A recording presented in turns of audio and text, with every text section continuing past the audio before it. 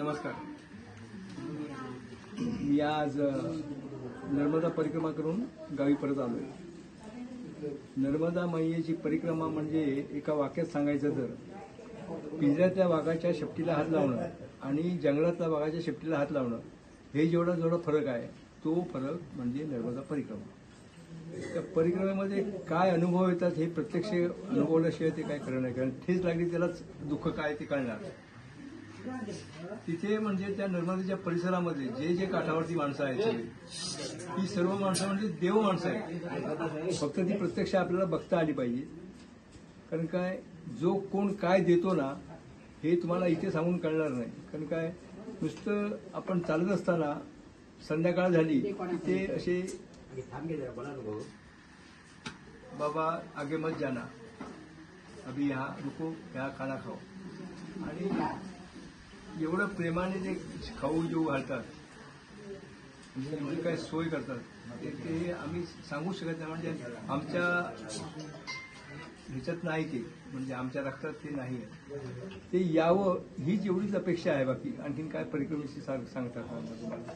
परिक्रमेचं एवढंच आहे की जर वर मागायचा झाला तर हा जो आहे तो वर राहू दे एवढीच अपेक्षा आहे. आणि एवढी मैयाने पुरी करावी बस. नर्मदे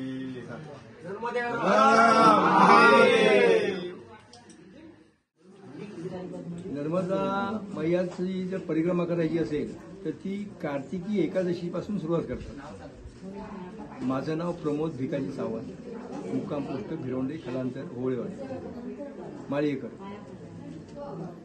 ही परिक्रमा कार्तिकी एकादशीपासून सुरुवात करतात. त्याचं कारण असं आहे की त्या भागामध्ये उन्हाळा भरपूर प्रमाणात जास्त आहे. जसं आपल्याकडे असतो तसं त्याप्रमाणे आहे. ते सुपारचं चाललं जाणार नाही तर ते लवकर चाललं जावं. थंडीच्या दिवसात चालू केली तर ती महाशिवरात्रीच्या अगोदरपर्यंत संपते. आता प्रत्येकाच्या चालीवरती ते अवलंबून आहे.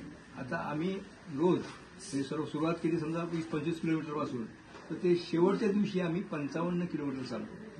3,500 किलोमीटरचा हा प्रवास आहे. आता 3,500 किलोमीटरचा प्रवास, तर पहिली गोष्ट म्हणजे मुख्य म्हणजे तुमची मनाची तयारी पाहिजे. जर तुम्हाला कोणाला जायचं असेल तर मनाची तयारी पाहिजे. मनाची तयारी असेल तरच त्यांनी जायचं आहे. कारण का ती अर्धवट सोडता येत नाही. एखादी गोष्ट आपण जर स्वीकारली तर ती अर्धवट कशी सोडणार. मग ती करायची असेल तर तुम्हाला त्या हिशोबाने चालवायला पाहिजे. तिकडे गेल्यानंतर जो कोण काय देईल ते तुम्ही घ्यायचं आहे. तुम्ही मागायचं नाही. मागायच्या अगोदरच ते तुम्हाला देतात.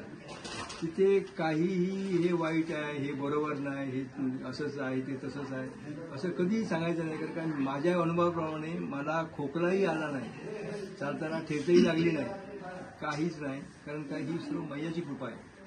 आता हे काय काय सांगायचं तर श्रीमंतापासून गरिबापर्यंत तुम्हाला हे माणसं देत असतात.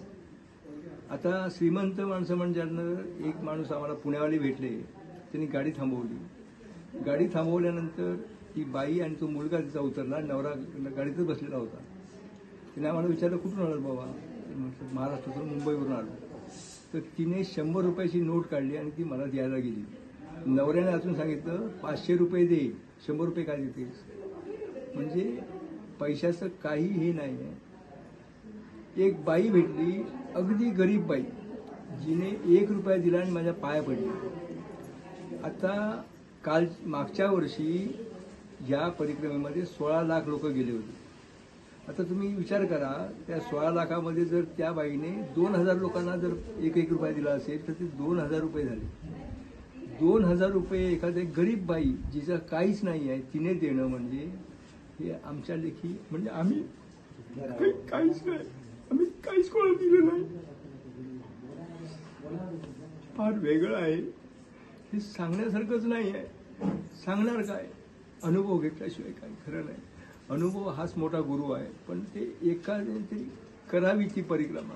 नर्मदा परिक्रमा म्हणजे नर्मदा काय आहे हे ज्याला कळलंच नाही तर त्याने काय उपयोग नाही जाण्याचा.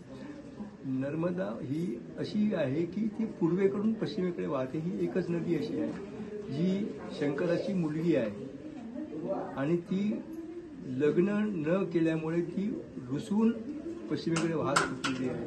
तिचा भाऊ हनुमंत म्हणून त्या प्रत्येक काठावरती हनुमंताची मंदिर आहे. त्या हनुमंताच्या मंदिरामध्ये आश्रम आहेत. आश्रमामध्ये प्रत्येकाची सोय केली जाते, जेवणं, आंघोळीचं, प्रातर्विधीचा किंवा झोपण्याची सर्व व्यवस्था केलेली जाते. तुम्हाला काही खर्च नाही आहे, फक्त तुम्ही मनाने जाणं हे महत्त्वाचं आहे. आपण जायला सुरुवात केली पहाटे सुरुवात करायचं कारण एक रस्ता मोकळा मिळतो, तुमची चाल होते. म्हणजे तुम्ही सकाळी 10 वाजेपर्यंत 25 किलोमीटर तुम्ही चालू जाता. 25 किलोमीटर म्हणजे किती, तरी इथून कणकवलीला जाऊन परत येणं. तर सकाळी 3 वाजता सुरुवात केली तर तुम्ही कणकवलीला जाऊन परत येऊ शकता, एवढं तुम्ही चालू शकता. मग संध्याकाळी 3च्या नंतर चालायचं, म्हणजे ऊन कमी होतं. आता हे ऊन कमी झालं ना, मग तुम्ही परत चालू होते. मग ते अंधार पडेपर्यंत चालायचं, जेणेकरून तुम्हाला जेवढं शक्य होईल तेवढं. आणि कुठेही तुम्हाला असं वाटत नाही की आपण दमलो आहे.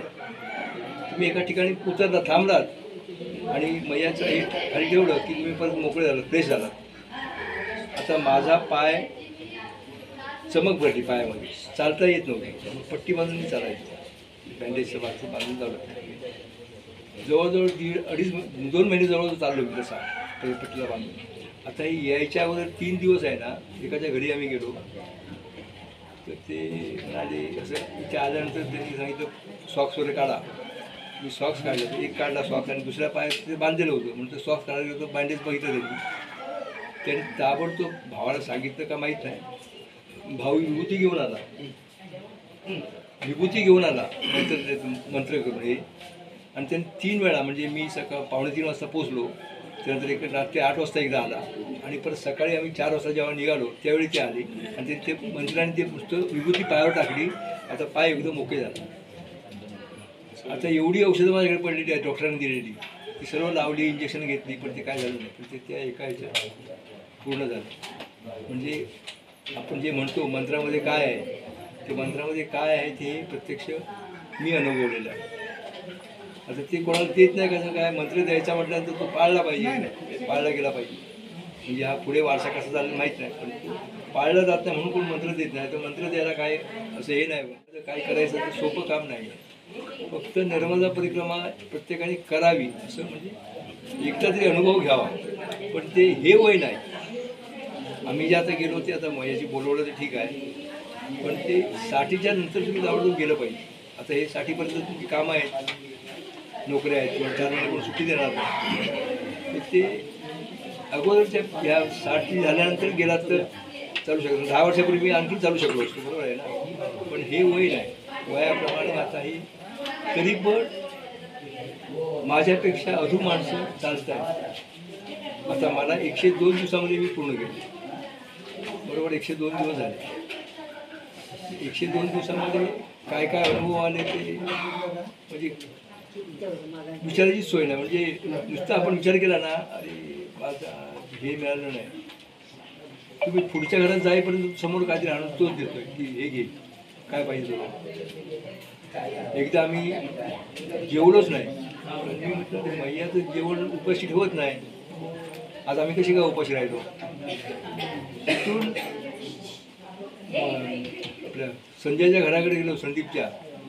तर त्या बाबांनी बोलवलं, बाबाजी आओ, पहिले चाय और बिस्किट खालो, खिचडी पक रही आहे. आता मला सांगा, खिचडी पकायला ठेवायला 3:30 वाजता कोण ठेवेल का जेवण करायला. ताबडतोब अनुभव. म्हणजे अनुभवाला काही हेच नाही की बाबा तुम्ही मनात आणलं. हजर एकदा सुयोग माझ्या मुलाने पाठवलं, म्हटलं बाबा कुठे कुठे आश्रमात जरा पाठव. आम्ही चालू रस्त्याने निघालो तर परत त्याने फोन केला, पप्पा तुम्ही चुकलात, आश्रम मागे राहिला, आता पुढे जंगल आहे. जंगलमध्ये किती, इथून जवळजवळ कणकवली एवढं, मध्ये काहीच नाही. आता जंगलात तर शिरलो आतमध्ये, आम्ही 5 जण होतो. चालायला सुरुवात केली. आता म्हटलं काय करायचं, तर एक मोटरसायकल आली, नवरा बायको बसलेली. तर त्या बाईने त्याला थांबायला सांगितलं, थांबले.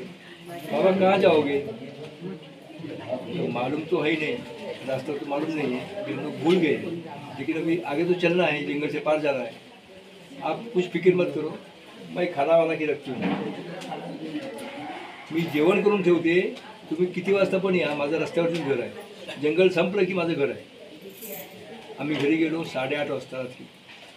ते नवरा बायको वाट बघत होते. आम्ही जेवलो, तर झोपायची व्यवस्था केली. पण त्या सांगून गेल्यानंतर आम्हाला तर एवढी भूक लागली होती, तर आता काय करणार, वाटेत तर काहीच नाही, पाणी पण नाही आणि काहीच नाही. मागून दुसरी मोटरसायकलवाला आली, ती बाई उचलली, बाबाजी एक केला खा.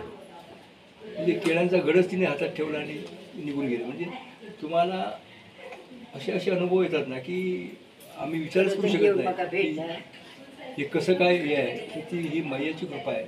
आणि पण ते प्रत्येक माणूस देतच राहतो तुम्हाला.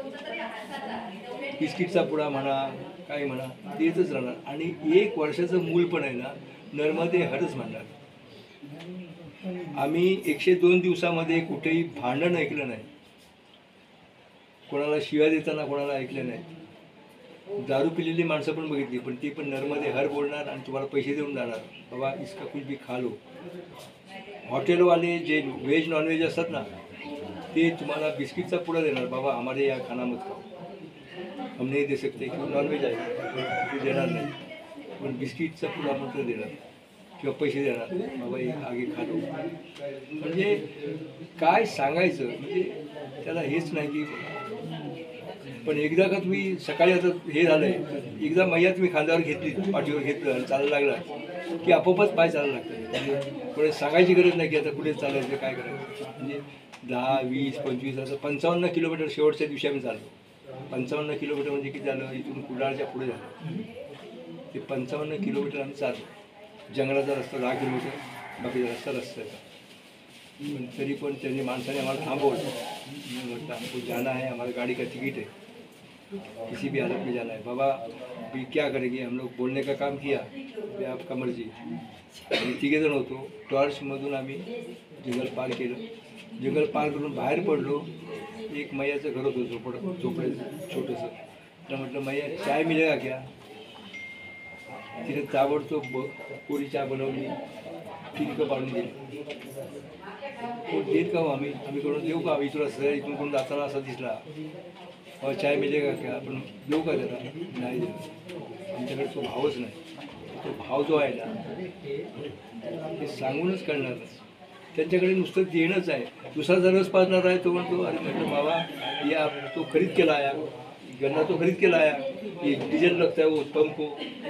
अरे क्या करना है पैसा, बोले पैसा क्या करना है, रोटी हमको मिलती है घर में, आधी रोटी तो मिलती है ना, मैया देती है.